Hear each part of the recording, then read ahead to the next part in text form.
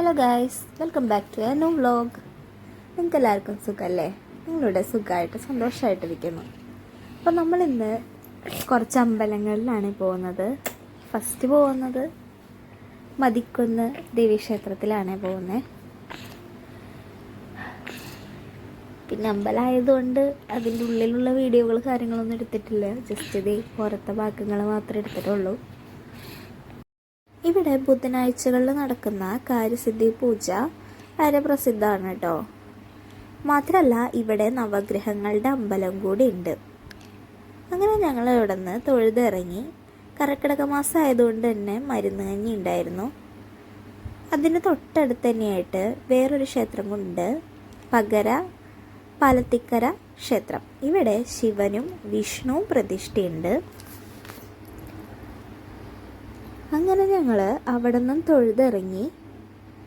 പിന്നെ പോകുന്നത് കേരള പഴനി എന്നറിയപ്പെടുന്ന ചോച്ചേരിക്കുന്ന് മുരുക ടെമ്പിളിലേക്കാണ്. ഇവിടെ നിന്ന് കുറച്ചേ ഉള്ളൂ. പിന്നെ ഞങ്ങൾ അവിടെയും കൂടി കയറാമെന്ന് വെച്ചു.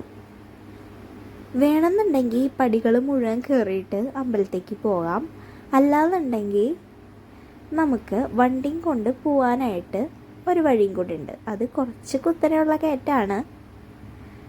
ചെറിയ വണ്ടികളൊന്നും അധികം പോകുന്നുണ്ടായിരിക്കില്ല, ഓട്ടോറിക്ഷകളൊക്കെ. അപ്പം അത് നോക്കിയിട്ട് വേണം പോകാനായിട്ട്. ശരിക്കും നല്ലൊരു കാടിൻ്റെ അറ്റ്മോസ്ഫിയറാണ്. ഈ അമ്പലത്തിന് മുകളിൽ ചെന്ന് കഴിഞ്ഞാൽ നമുക്ക് ഒരുവിധം തൃശ്ശൂർ ടൗണിൻ്റെ ഭാഗങ്ങളൊക്കെ കാണാൻ പറ്റും. ഇത്രയും ഒരു കുന്നിൻ്റെ മേലെയാണ് ഈ അമ്പലം സ്ഥിതി ചെയ്യുന്നത്.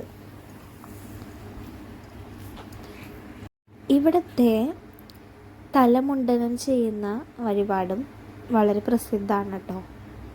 നമുക്കിപ്പോൾ പഴനിക്ക് പോകാൻ പറ്റില്ല എന്നുണ്ടെങ്കിൽ ഇവിടെ വന്നിട്ട് തലമുട്ടടിക്കുന്ന വഴിപാട് ചെയ്യാൻ പറ്റും.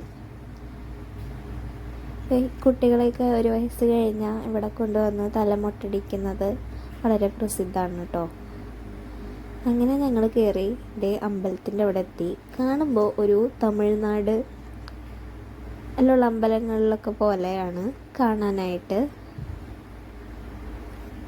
അങ്ങനെ അവിടെ നിന്ന് തൊഴുതിറങ്ങി അവിടുത്തെ ലാൻഡ്സ്കേപ്പും കാര്യങ്ങളൊക്കെ ആസ്വദിച്ചുകൊണ്ടിരിക്കുകയാണ്. നല്ല മഴ വരുന്നുണ്ട്. അകലെയൊക്കെ മഴ പെയ്യുന്നുണ്ടെന്ന് തന്നെ തോന്നണു.